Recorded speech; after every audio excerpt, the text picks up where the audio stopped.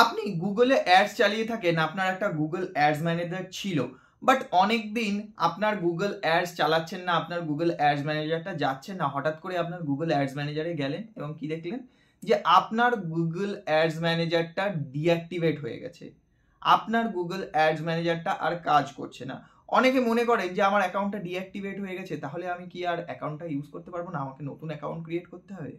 না, আপনি যদি সঠিক পদ্ধতি জেনে থাকেন তবে কিন্তু আপনাকে অ্যাকাউন্টটা আবার ইউজ করার মতো পজিশনেও নিয়ে যাওয়া পসিবল। ইয়েস, এই জিনিসটা কিন্তু possible.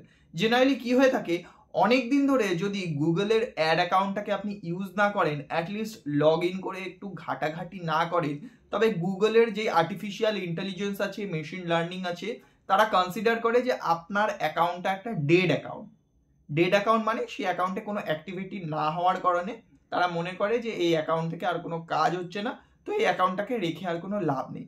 That's why say অ্যাকাউন্টটাকে deactivate করে রাখে। এবারে এই অ্যাকাউন্টটাকে কিন্তু ডিঅ্যাক্টিভেট থেকে অ্যাক্টিভেট করা পসিবল।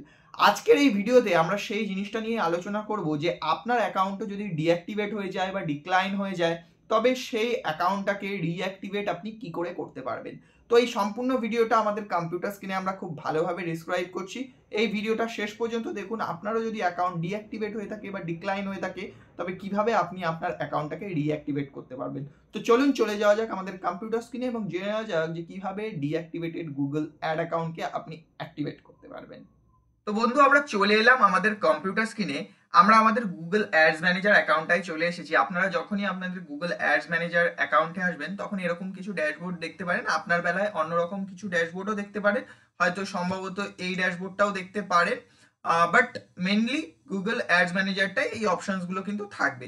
এবার আপনার অ্যাকাউন্টটা যদি ডিঅ্যাক্টিভেট হয়ে থাকে, অ্যাক্টিভেট না থাকে, তবে আপনাকে ওপরে এরকম একটা নোটিফিকেশন দেখাবে, your account isn't active, your ads aren't running because your ad account has been cancelled, এটা দেখাবে।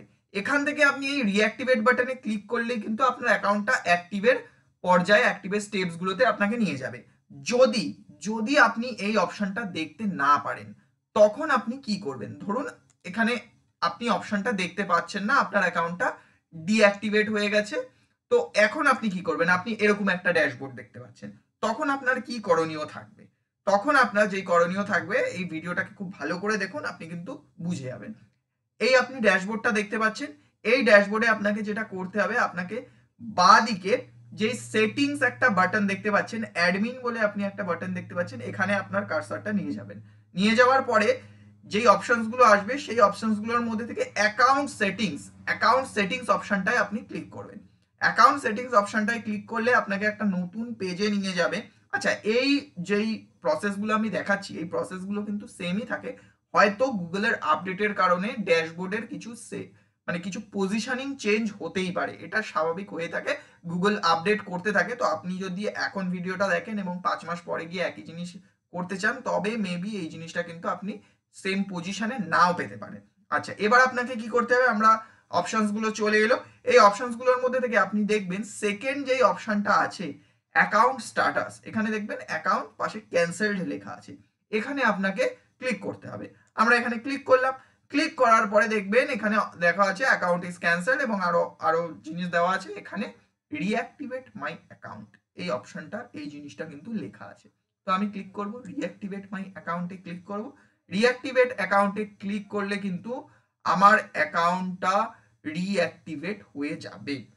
এরকম ভাবেই কিন্তু অ্যাকাউন্টকে অ্যাক্টিভেট করাতে হয়। এখানে আবার একটা অপশন দেখাচ্ছে ক্যান্সেল মাই অ্যাকাউন্ট বলে একটা অপশন দেখাচ্ছে। ক্যান্সেল মাই অ্যাকাউন্ট অপশনটা কেন দেখাচ্ছে? মেবি আমার এই অ্যাকাউন্টটায় কোনো পেমেন্ট বাকি আছে। আচ্ছা, এখানে ক্লিক করে দেখা যাক কি সমস্যা হচ্ছে। Want to cancel account to keep mind when canceling Google ad account. No, আমরা কিন্তু এটাকে করব না, আমরা কিপ অ্যাকাউন্টই রাখবো। তো এইরকম ভাবেই কিন্তু আপনার অ্যাকাউন্ট, আপনার অ্যাড অ্যাকাউন্টটা যদি ক্যান্সেল হয়ে থাকে বা সাসপেন্ড হয়ে থাকে বা রেস্ট্রিক্ট হয়ে থাকে, এই অ্যাকাউন্ট স্ট্যাটাস অপশানে এসেই সমস্ত প্রসেস করতে হয়। তো আমরা আমাদের অ্যাকাউন্টটাকে ডিঅ্যাক্টিভেটেড অ্যাকাউন্টটাকে ক্যান্সেলড অ্যাকাউন্টটাকে রিঅ্যাক্টিভেট করে নিয়েছি।